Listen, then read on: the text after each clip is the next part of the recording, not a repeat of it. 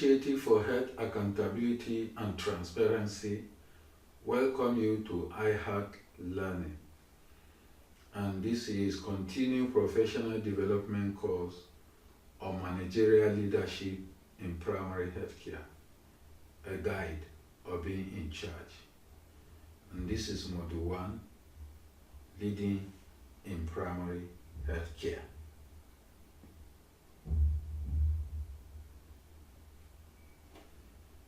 The outline of this module include the learning objectives, understanding management concepts and functions, the primary healthcare management levels, health and PAC team, leading primary healthcare, and achieving efficient management through motivation and delegation, and conclusion.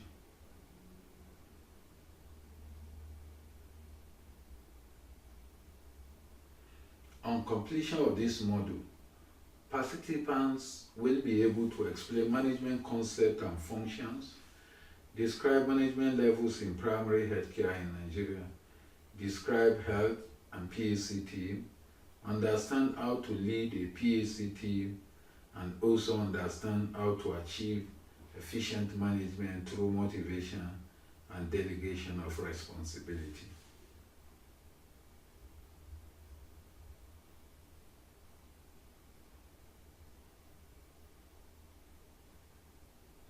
Resources such as money, equipment, materials, and techniques are required to get work done in organizations, but none can perform tasks or initiate action without person or persons. Organizations cannot function properly without people, and trained people are the key to efficient management. In health, like other sectors, without the right kind of management, health resources will be misused or wasted.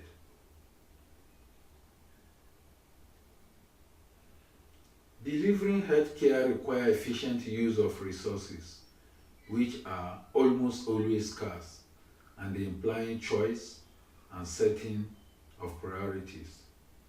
Better healthcare, therefore, depends largely on efficient management of resources.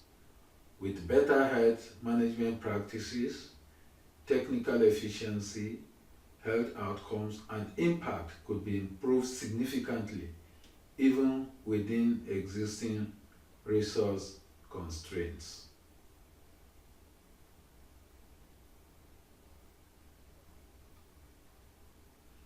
Health work requires management teams at all levels, and teams require persons with appropriate know-how, skills, and competencies in management practices to achieve said health goals. Unfortunately, many health management teams have very little experience of actually fulfilling a managerial role.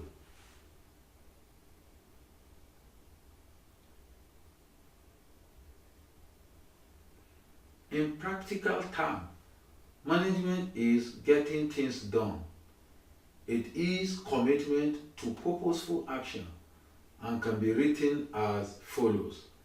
Management is saying what one wants to be done and then getting it done.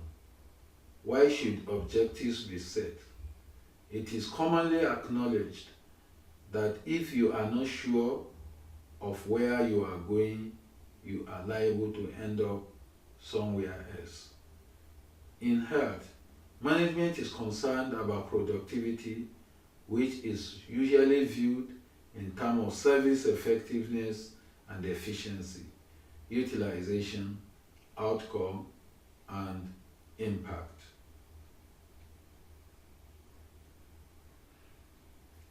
Let us remind ourselves that managers carry out 5 functions, which are often referred to as management functions, and they consist of planning, organizing, staffing, leading, and controlling.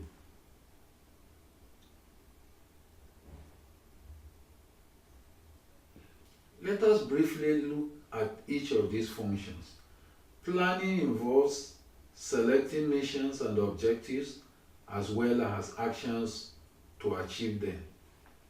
Choosing activities of course of actions from among alternatives and making decision on commitment of human or materials. Unless commitment of human or materials is made, it is a proposal and not a plan. Organizing means establishing an intentional structure of roles or functions to be filled, meaning that it is the roles and functions that determine the structure of an organization. Organizing involves identifying all the tasks necessary to accomplish goals and also assigning people who are best suited or are best qualified to do the tasks.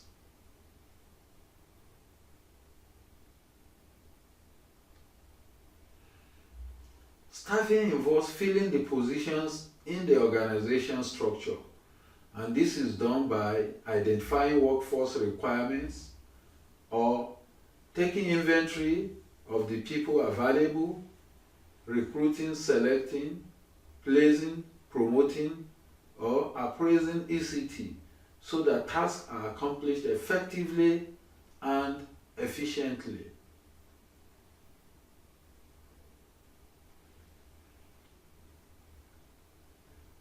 The leading function involves influencing people so that they will contribute to organizational and group goals.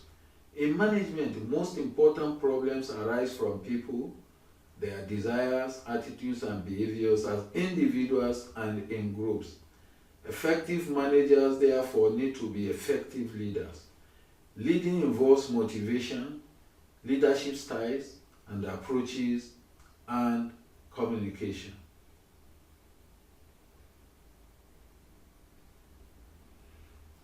Looking at the controlling function, it involves monitoring, measuring, and correcting individual and organizational performance to ensure that activities conform to plans. It involves monitoring and measuring achievements in terms of performance, outcomes against goals and plans, and noting where deviations from standard exist and correcting the deviations from standards. Managers also carry out managerial roles, and these are tasks and responsibilities that are expected of them to perform to meet the many demands of their functions. This can be defined as the organized set of behaviors identified with the person who is holding the position of manager.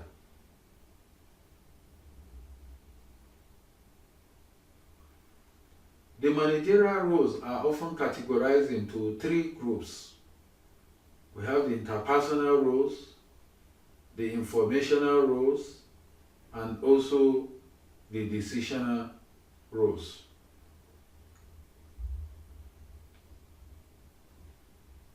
Let us look at these roles in detail. Interpersonal roles, managers as figureheads who, because of their authority, are obliged to perform a number of duties as figureheads. The managers as leaders, providing guidance and motivation, and also part of interpersonal roles is that managers act as licensing officers, maintaining a web of relationship with individuals and groups.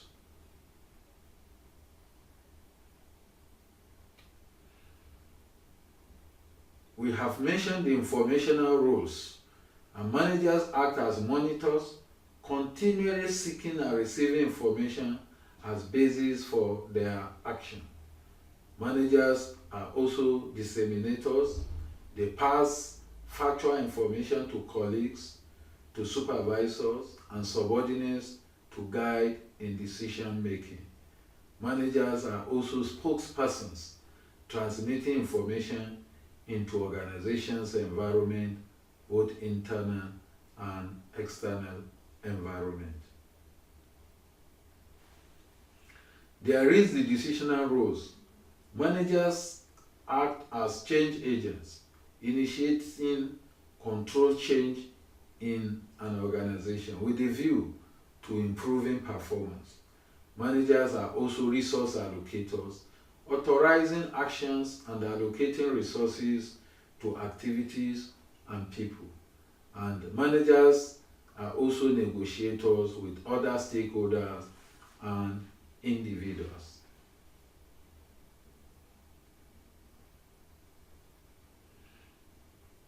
Let us look at PAC management levels. Our focus will be basically at technical, operational, and community level. Recall that there is a management level at the national level, which is basically at the strategic level. The first we'll look at is state level management, the state PAC agencies. PAC implementation at the state level is led by a state PAC team at the state PAC agency, and it comprises of executive director or executive secretary as the team leader and other members of his management team, usually all the directors at the state PAC agency. Based on the national guideline, the executive director or secretary is the chief executive officer and the officer in charge of primary health care in the state.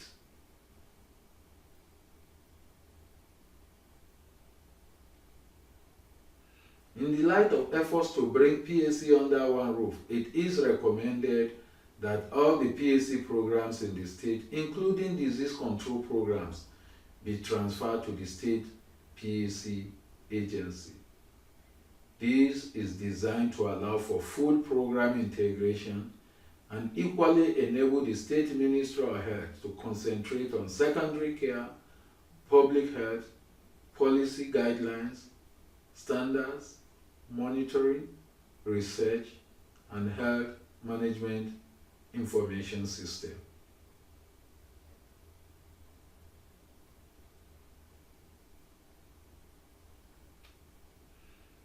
There is the LGA level management, and this is where you have the LGA health authorities or LGA PAC department. The LGA level is the third layer of PAC development framework and is the operational level for implementation of primary health care.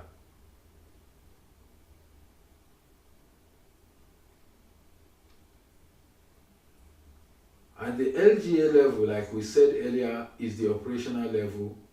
3 types of activities needed to be managed at this level.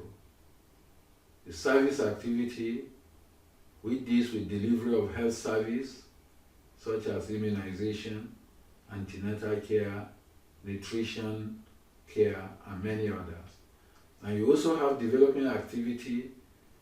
Service delivery usually requires some pre-implementation of what we call development activities like training of health workers. And we also have support activity. These are activities that assist and ensure success of service delivery, such as provision of supplies.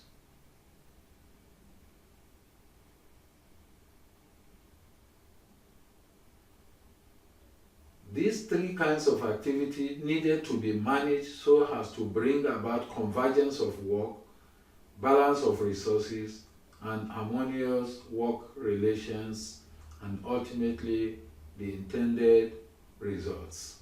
A good example is to provide immunization services. Trained staff are needed, so we need to be deployed. And to train staff, certain objectives have to be set.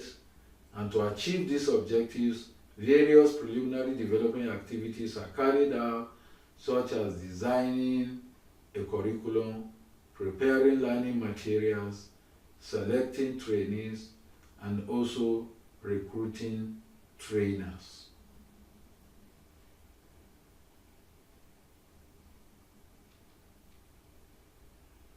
There is the community level management, and this is where you have network of health facilities. The management at the community level covers the health facility and the management of the health of the entire population served by the facilities. When the health center is well managed, the community is healthier.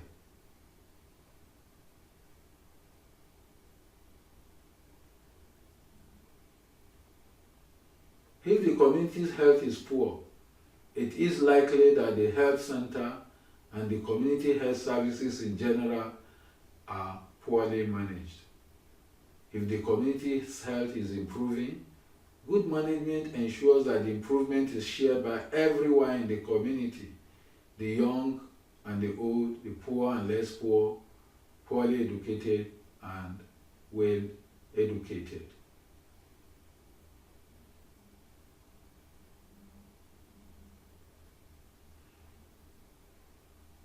The health team approach.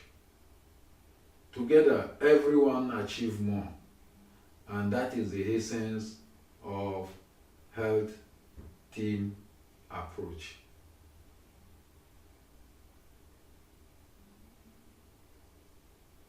The health team is defined as a group of people who work together and share common health goal.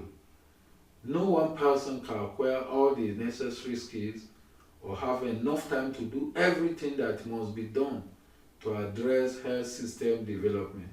Therefore, people have to work in teams.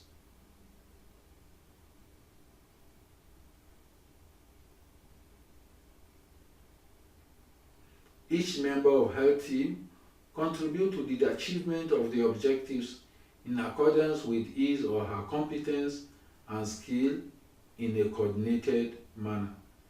The configuration of a health team is determined by functions and roles and responsibilities, and also the level of operation.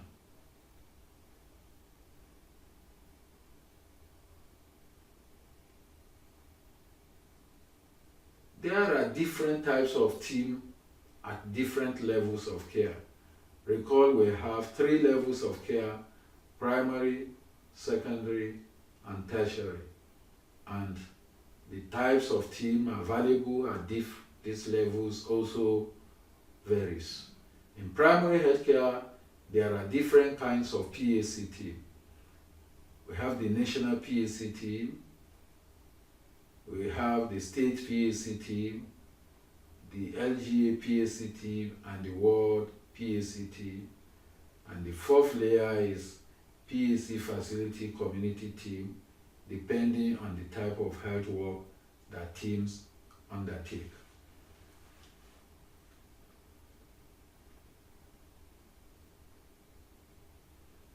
The community level is the 4th layer of health development framework. At this level, there is the PAC facility and community health team.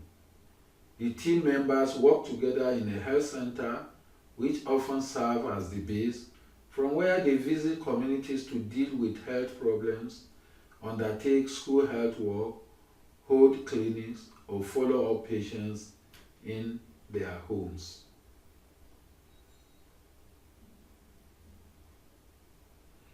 The community has health needs, and it is the function of the health team to respond to those needs.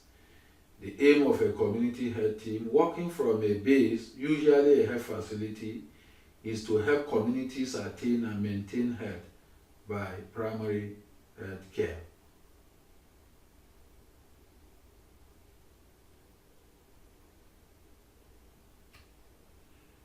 Too often, the health team is concerned only with those in the community who come to the health center. However, community healthcare must also be concerned with the health problems of those who do not come to the health center.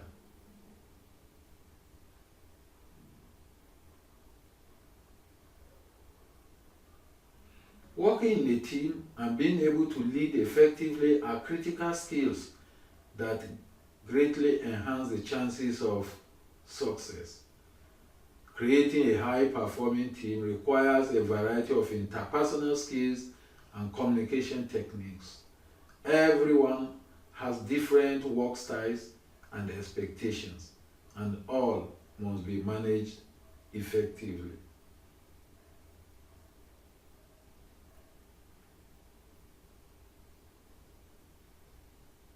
There are 5 ways of achieving efficient management, and this includes setting and sharing objectives, encouraging good personal relationship, distributing tasks, organizing, coordinating the activities of the team, and also applying sound organizational principles.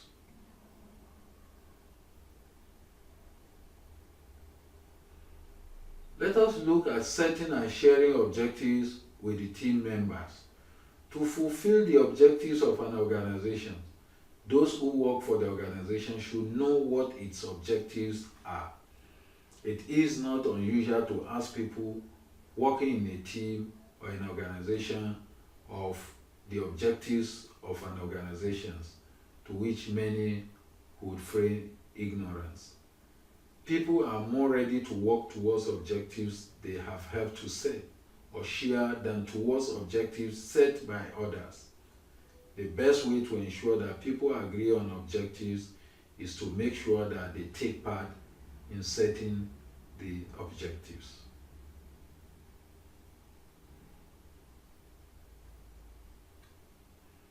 Motivating team members. Motivation is very important, and it is an inner impulse that induces a person to act in a certain way. Motivators are a series of internal drives in a person that occurs at different levels.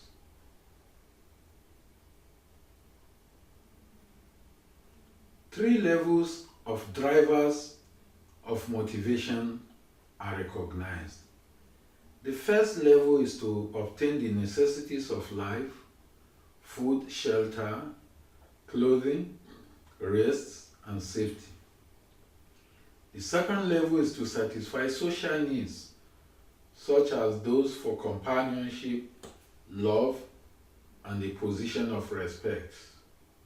And the third level is to ensure some degree of personal satisfaction to pursue ideals.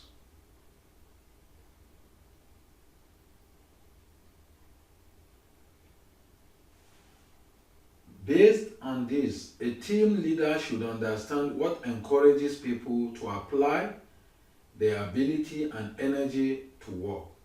These are called motivators.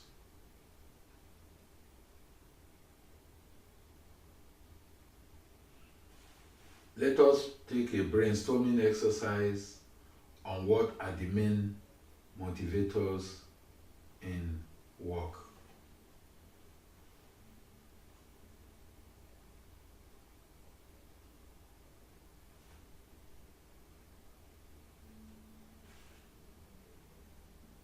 Six categories of motivators have been recognized. They include value of work, recognition, achievement, advancement, responsibility, and self-improvement.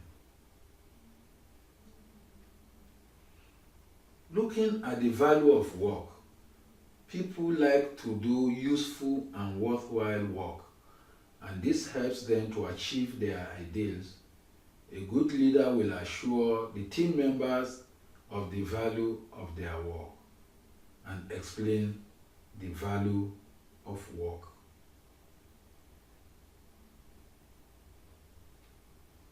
There is the recognition factor of motivation, and people like to be recognized. Most people like others to know of their success. Good team leaders acknowledge the success and may even publicize it. Therefore, give praise when it is due.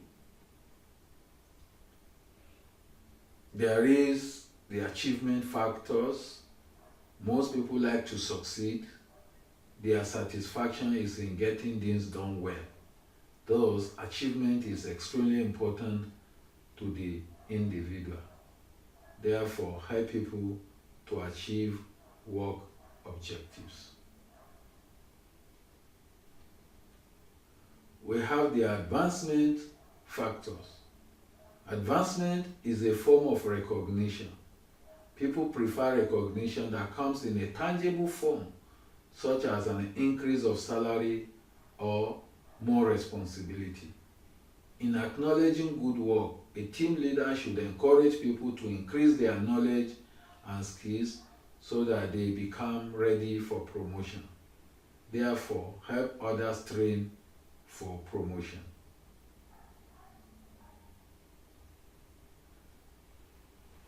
Motivating factors include responsibility. Most people welcome responsibilities.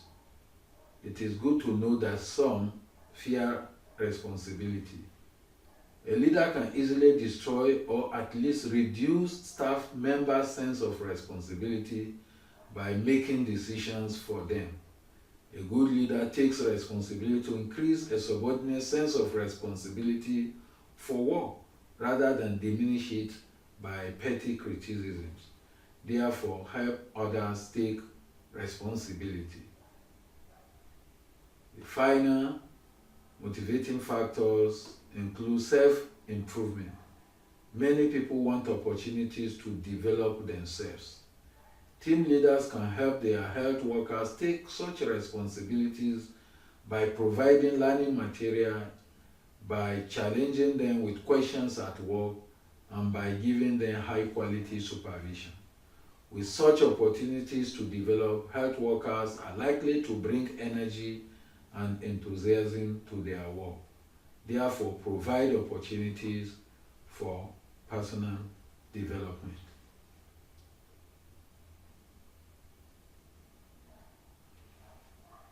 There are what we call demotivating factors or dissatisfiers. Managers should avoid things that make people displeased with their work. These are called dissatisfiers or demotivating factors. The first category is inefficient administration. People like to work under a leader or manager that is both efficient and just. Managers who fail to send transport when it has been arranged or to distribute supplies cause serious dissatisfaction and discourage their staff. There is also the issue of incompetent supervision. Leaders and managers are expected to be technically competent. They must be thoroughly familiar with the details of their work they are supervising. A midwife supervisor who cannot help with a difficult diagnosis will lose the midwife's respect.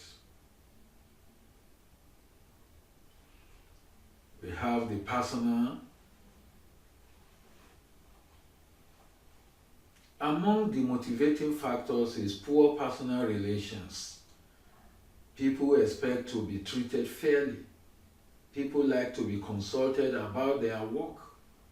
He never tells me anything is a complaint that indicates poor personal relations. There is the issue of poor leadership qualities. Leaders and managers have two forms of authority, that of their person and that of their position. Without the personal authority that comes from integrity, fairness, and a thorough understanding of the work, the authority of the position of the leader will not impress those who are there.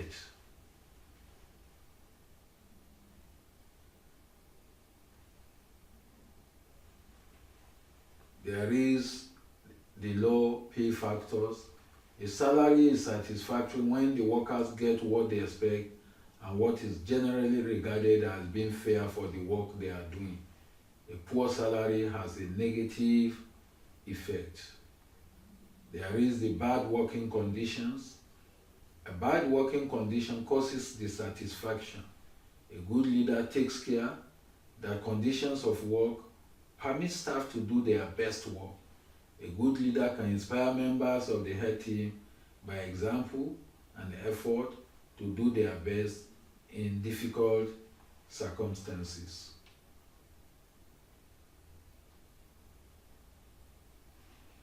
Let's move away from motivation to delegation of authority and responsibility.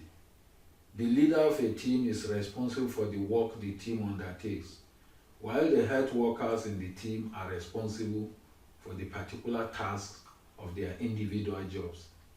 People who can make decisions and see that they are carried out have authority. One way of using authority is to delegate it.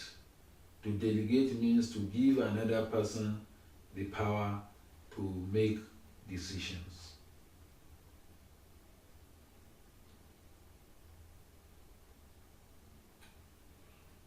But delegation has certain advantages. Delegating some decision making saves time for other duties. When work is spread over a large area as a rural health work, the health workers on the spot must be able to make decisions. Delegation of responsibility saves long delays that occur when waiting or awaiting decisions from a distant authority. Health workers who are allowed to make decisions enjoy their work more and become more knowledgeable and skillful.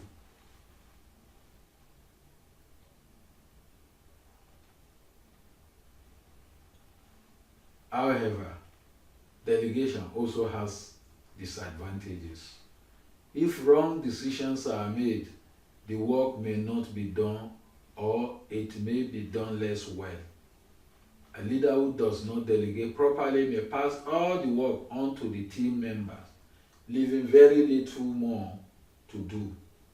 A leader may delegate decisions to people with insufficient experience. It is necessary to delegate responsibility properly and for a good reason, and not cause a subordinate to become overloaded with responsibility.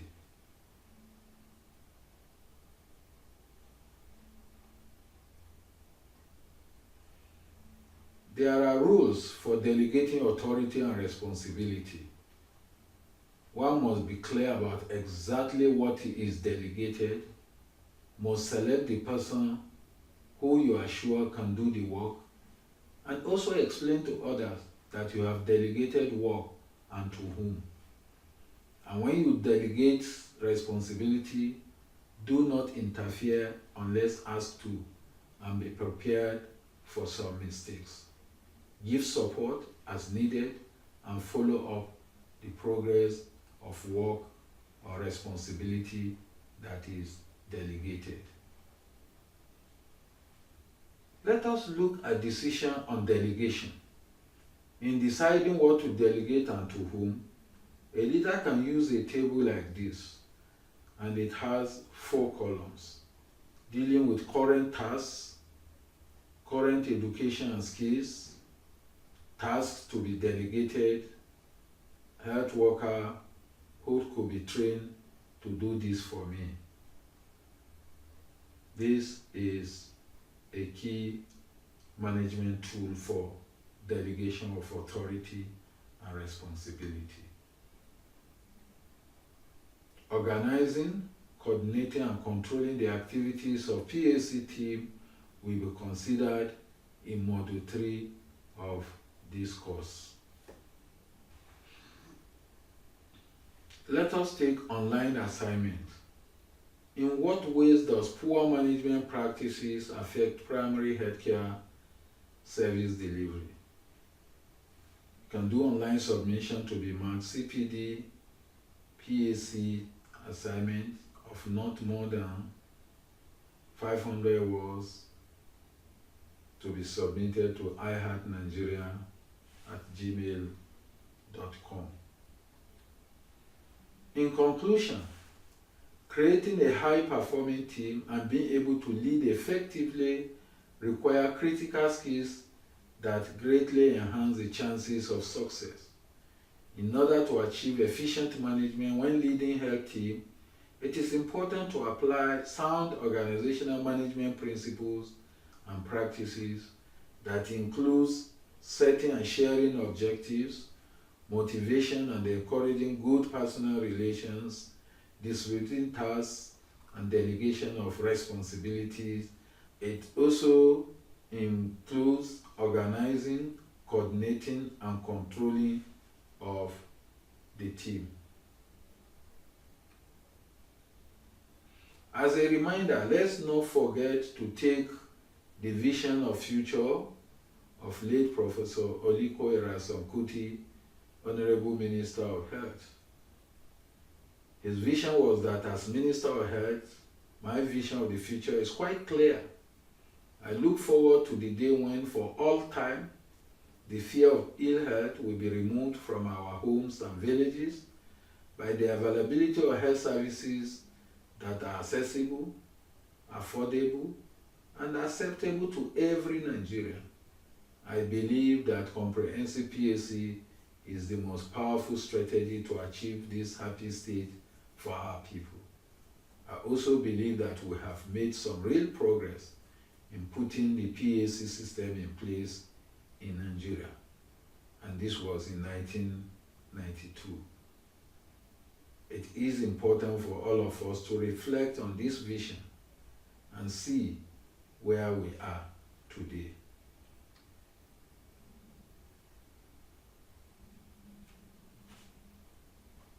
Primary healthcare is a model for building health systems that would address inequity and inequality in health outcomes. Putting primary healthcare back on the national agenda is a task that must be done. Our dream for a strong health system and better health outcomes will remain a dream unless we work for it. Working for it and achieving strong health system and better health outcomes requires strong leadership, effective management, and transparent governance.